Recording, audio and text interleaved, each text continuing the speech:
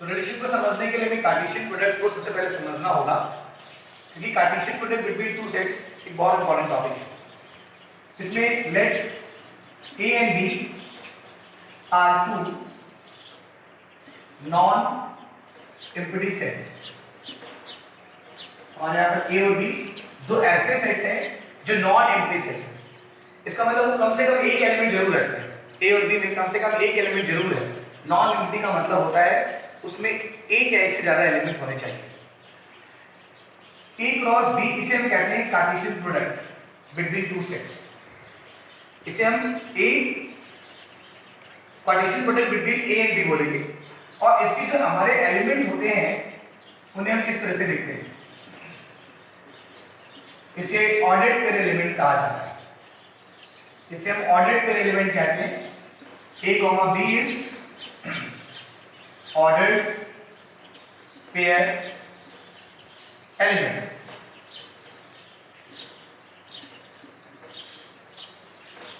And where A is first component and B is called second component. A को हम first component और B को हम second component कहते हैं। आगे A cross B is not is equal to B cross A.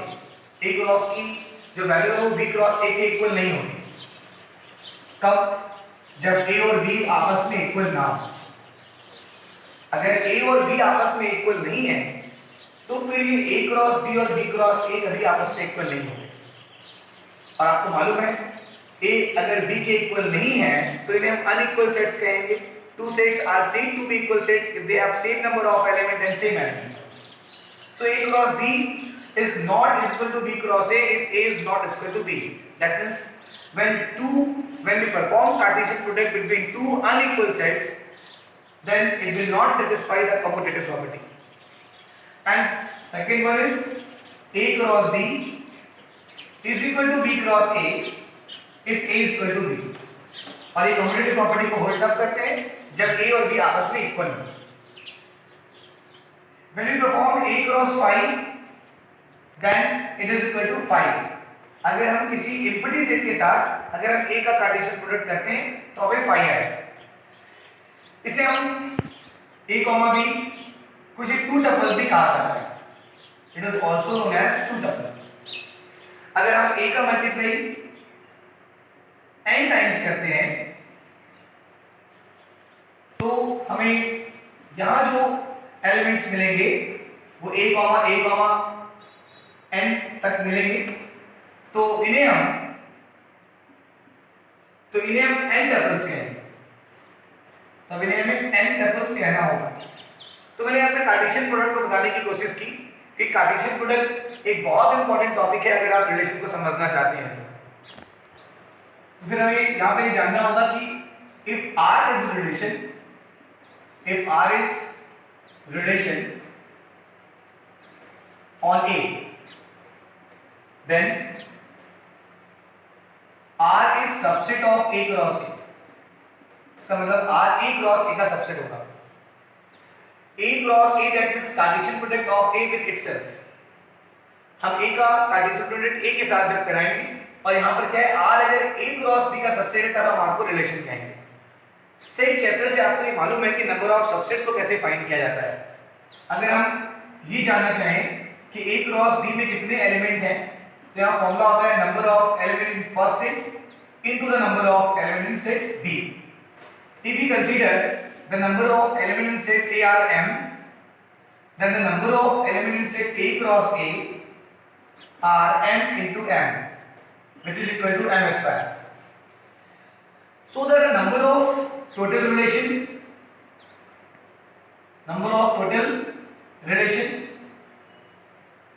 you know R is a subset of A cross A.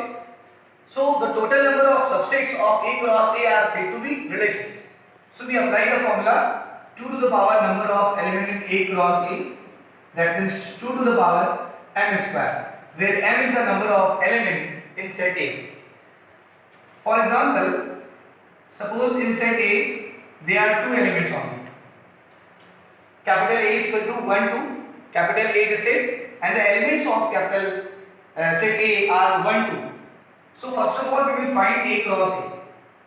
When you perform A cross A, 1, 2, Cartesian product itself, then we get 1, 1, 2, 1, 1, 2 and 2, 2. ये नहीं कि हम यहाँ पे इसका multiply करते हैं 1 1 जा 1 1 2 जा 2 and 1 2 जा 2 and 2 2 जा 4, ऐसे मल्टीप्लाई नहीं करना होता है। यहाँ हम हमेशा एलिमेंट को ऑर्डर्ड पेयर एलिमेंट्स में लिखते हैं। ये जो हमारे एलिमेंट हमें दिखाई दे रहे हैं ये हमारे ऑर्डर्ड पेयर एलिमेंट हैं। तो हम देख सकते हैं कि हमारे सेट ए में कितने एलिमेंट्स थे, 2 एलिमेंट थे। तो ए क्रॉस ए में कितने एलिमेंट हो गए? अगर हम ये निकालना चाहें कि ए क्रॉस ए में कितने एलिमेंट हैं तो मालूम चलेगा कि the number of element A into number of element A, that means 2 into 2, so this is equal to 4, that means the number of element in A cross A are 4. A cross A में जो number of elements हैं वो 4 है। आप इन्हें ऐसे count करेंगे 1 2 3 4, एक ऑर्डर्ड पेयर जो है वो हमारा एक एलिमेंट है। So it is 1 2 3 and 4। हमें इसे इस तरह से काउंट नहीं करना होगा 1 2 3 4 5 6 7 8, ऐसे बिल्कुल काउंट नहीं करेंगे। इस ऑर्डर्ड पेयर को हम एक एलिमेंट लेंगे तो क्या होगा 1 2 3 4। आप देख सकते हैं यहाँ पे टोटल 4 एलिमेंट है। अब अगर ये काउंट करना चाहिए कि टोटल नंबर ऑफ रिलेशंस कितने होंगे, the number of relations on A are 2 to the power 4, which is equal to 16. That means total number of जो रिलेशन होंगे वो 16 होंगे। अभी कौन कौन से होंगे?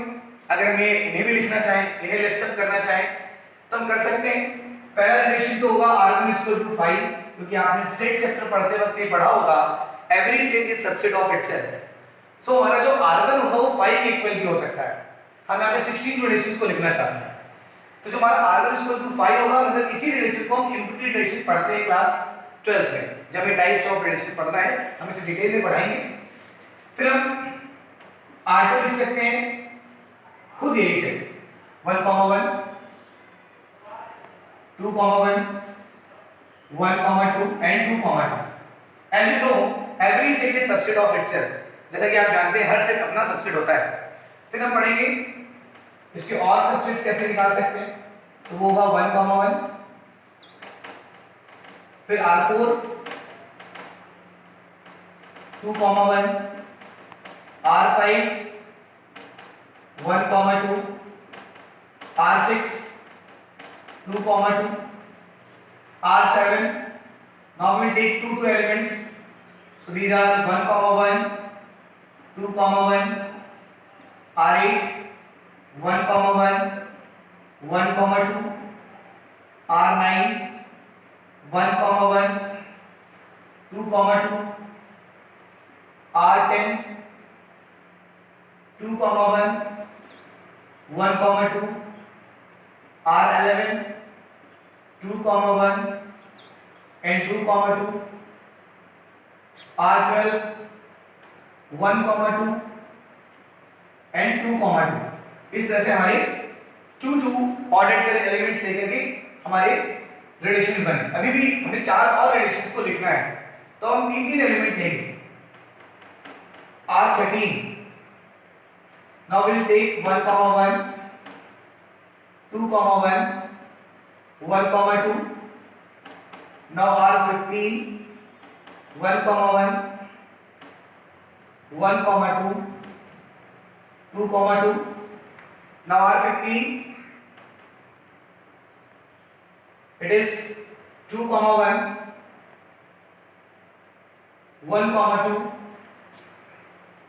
and 2 2 होगा।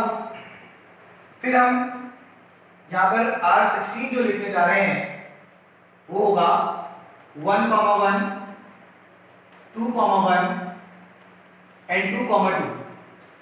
इस तरह से हम टोटल 16 रिलेशंस को लिख सकते हैं। हमें ये अच्छे से पता होना चाहिए कि अगर सेट A में 2 एलिमेंट हैं तो उसके A क्रॉस A में कितने एलिमेंट होंगे in order to find the number of relations. तो टोटल हमें अगर सेट A पर अगर कोई पूछता है कि how many relations can be form, then we will apply this formula to get the total number of relation on set A।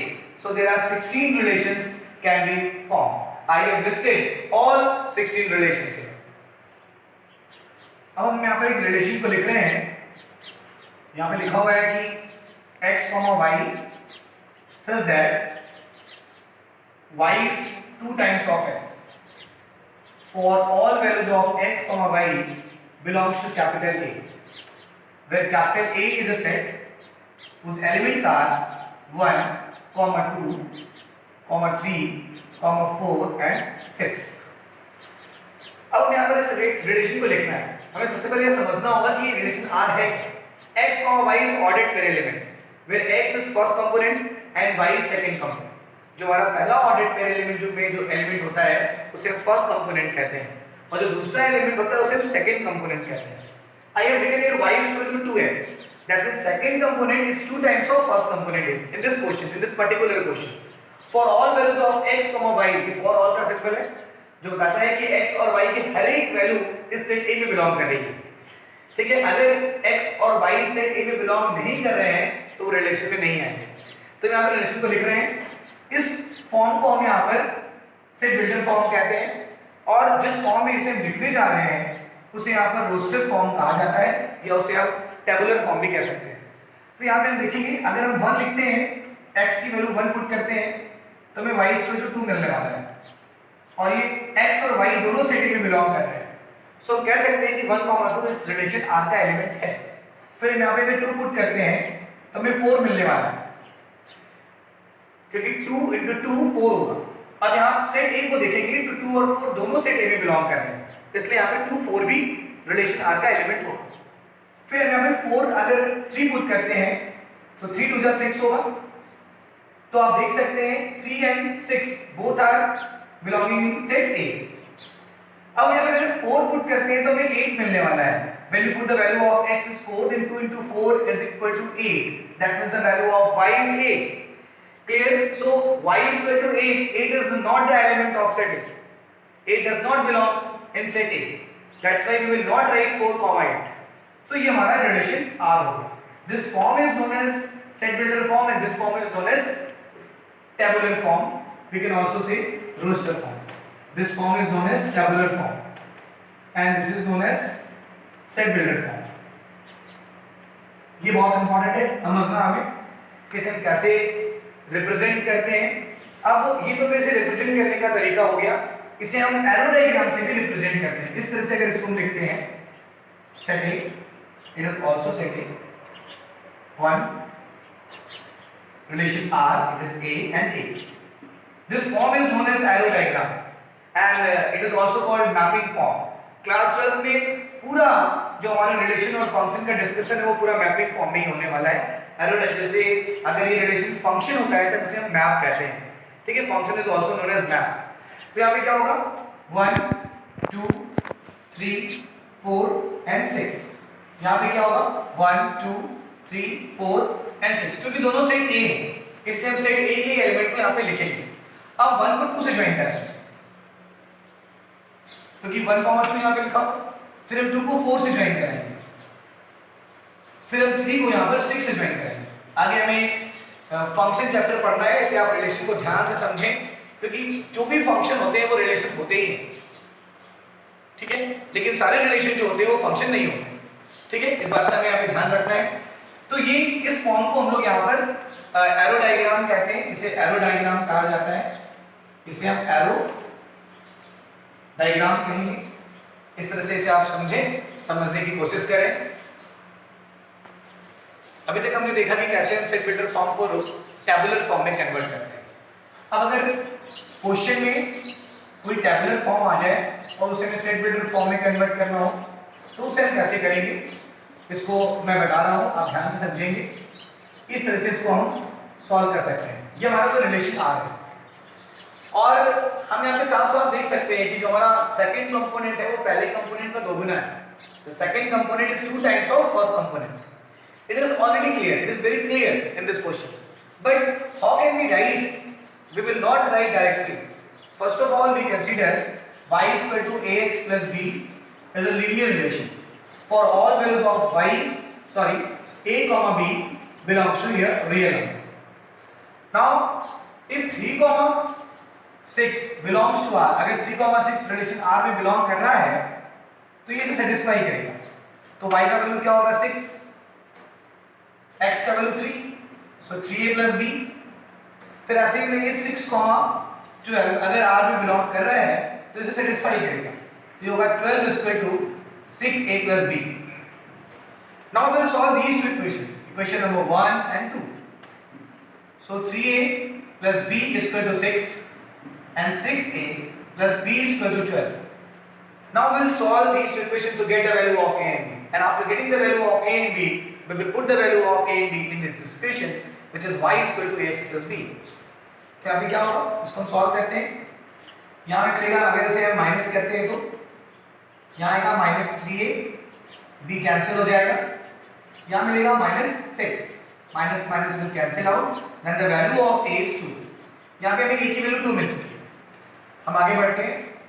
3a plus b is equal to 6. If the value of a is 2, then 3 into 2 plus b is equal to 6, then b is equal to 6 minus 6, then the value of b is equal to 0. Now the value of y is now we will put the value of a and b here. So it is 2 into x plus 0. That means the value of y is 2x. इस तरह से इसे हम लिखते हैं. हमें चीज पहले ही मालूम चल गई थी, क्वेश्चन को देखते ही मालूम चल गई थी कि हमारा जो सेकंड कंपोनेंट है वो फर्स्ट कंपोनेंट का दोगुना है. लेकिन ये आया कैसे, मैंने इसे पूरा सॉल्व करके आपको बताने की कोशिश की.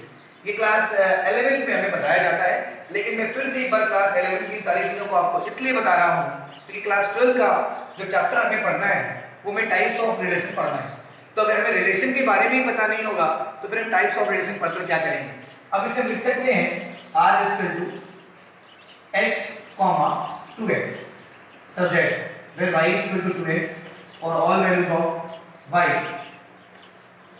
So y is equal to 2x. यहाँ पर कोई सेट नहीं दिया गया, डायरेक्ट रिलेशन आपको यहाँ पे डिफाइन किया गया. तो इस तरह से सेट बिल्डर फॉर्म में इसे हम कन्वर्ट करते हैं टेबुलर फॉर्म से. कैसे हम सेट बिल्डर फॉर्म में कन्वर्ट करते हैं उसका ये रास्ता.